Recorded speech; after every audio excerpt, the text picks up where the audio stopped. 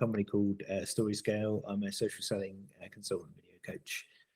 We help take analog companies digital by focusing on creating a bespoke strategic social media strategy for them to generate revenue, allowing them to find their collective brand voice through employee empowerment and turning their employees into creators, letting them build stories at scale. I think I said this to you before, but I love getting adults to think like kids again, and invoking a sense of play in my training. I think most grown-ups are kids in an adult outer layer. So I kind of try and tap into that when I'm training with them. And it's like, okay, we can imagine them with these characters and we can kind of have fun and explore this stuff, because that the training, in my opinion, goes in a bit deeper.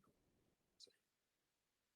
And you use a lot of elements of storytelling, especially from like the sort of world of fantasy, D&D, that kind of thing. And you in a lot of your workshops and consultancy.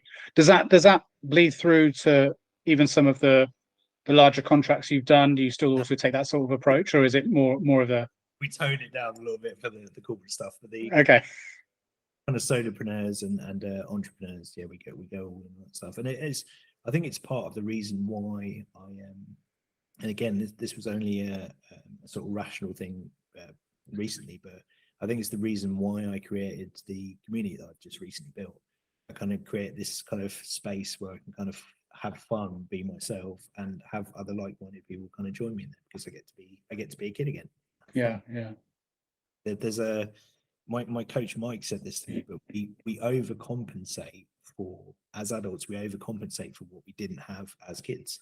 So for me, I'm basically kind of, for good or for bad, I'm reliving my childhood through my community, which is, for me, is pretty cool.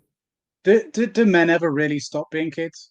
No, I think well, there's a this is a really deeper conversation, but there's a lot of odd rituals that go on with so I'm part of a men's group which you know, called the Band of Brothers, which are a local men's mental health charity, and there's a lot of things that come up, you know, men as I think they kind of go through like a midlife crisis thing, and they don't admit that they are still, there's kind of a lot of unresolved trauma, I think, from being a boy, or sort of transgressing into adulthood. And if you look at other cultures, we don't do this in the Western world, but most cultures go through a ritual or a process where a boy becomes a man. We don't have that in Western society. Like, and girls become women. Girls become women, yeah. But we don't have that in Western culture. So you've got 40, 50, 60-year-old men still walking around that are boys, essentially. There's a lake house over here, and every Sunday you get groups of men turn up with their little miniature boats and they go sailing. And these are like retired, like 60, 70, 80-year-old men, but they're just big kids playing with their boats, because there's probably some deeper unresolved stuff there at play. So yeah. I've always seen it as not necessarily because men stay childlike and interested in toys and gadgets and things like that because they have unresolved like issues of children, but just that is the way we're programmed to be, to some extent, that we're always programmed to inherently be interested in things and how things work and making them work, and because of that's kind of part of our biological makeup, in order to be successful hunter gatherer providers, that we need to look at the world through that lens to some degree, right? Yeah, there's an element of that, I guess, from a sort of biological standpoint. There's a, I mean, the work that we do with the Band of Brothers, a lot of the young men that come to us, some of them have either kind of gone through the prison system, or are at risk of sort of entering the prison system. And you listen to some of the stories from some of these young men are absolutely heartbreaking. It's no wonder that they're kind of marginalized, or they've not, no one's been there to kind of listen to their story or hear their story. So no wonder they're kind of angry and pissed at the world. They want to burn it to the ground, because they're just no one's there to listen to them. So, and that's what we do, is we kind of give them a safe space as older men, because definitely as a younger man, if you looked at older men, there's a certain element of kind of distrust, and we don't. I think, for all the good, and I live in the digital space, I love the digital space, but there's something about community and the erosion of community as well, which the digital space is kind of accelerated that, I guess. We don't have, or we don't have that often, I should say, spaces where communities can get together and actually interact, that young people can interact with older generations. And we seem to be more kind of marginalized and sort of more fragmented, I guess, because of the digital space. That's interesting because I suppose that's absolutely true in one sense, but the sort of conundrum there is that at the same time, it's never been easier to find a community for a specific thing. Yeah. Right. If you can be into a very specific type of Yeah. fucking stamp. Niche. Right. And you can find a community around that, and you can find your people and they'll welcome you and all that. But you're right, on the flip side of that is just basic community. Right. Like you said, people connect based on their values, right?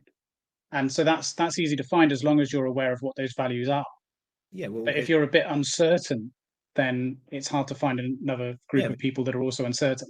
Right? If you don't know who you are, it's very difficult to sort of align yourself. And I think well, I know based on experience that we do this on a much more primal, it's almost like a instinctual animal level. We resonate towards people based on their value sets, not necessarily on things they say or do, but just it's almost like an animal thing. It's like I want to hang out with you and I want to be part of your tribe because there's something that resonates with me. I don't know. Well, yeah, it's a safety thing, right? Like, if you believe that someone has a shared sense of moral grounding, then you're likely to be safer with that personal group of people compared to someone that has something that maybe goes counter to your belief set or viewpoint, because that means that there's a potential threat, right? Yeah. I mean, we're seeing that play out literally right now in the most extreme of ways with two of the most oldest rival sort of groups of thought, the theology that there is, dating back thousands of years. That's a great example of it. And even within those groups, there are subgroups of people who don't want to be associated with each other for the same reasons. But I guess this stuff kind of fascinates me. Like, we talk about philosophy and theology and stuff like that. And when you introduce AI into the mix, it's like, what is this gonna? Is everything we know about philosophy and the self, and how is that going to change the advent of AI? How do you mean? How do you see it? I don't know. I mean, in terms of I think the reason I am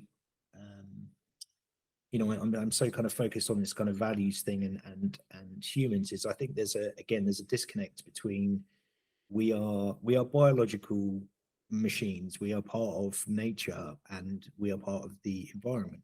And I think as humans, we forget that we are an organism, a very complex organism, much more complex than most animals. And there's probably an algorithm kind of going on there as well that's a lot more complex. But there's something about that kind of definition of what it means to be human, or the sense of self that is challenged by the advent of AI. And it's like, is this, you're getting this kind of, I guess not since the Industrial Revolution that we had such a thing that's happening in society where we're kind of getting this fracturing or kind of splitting of like, okay, humans want to stay and be humans, and then you're getting people that are like, no, screw that, I want to become a superhero and plug myself into the matrix and upgrade, and I want all the augmentations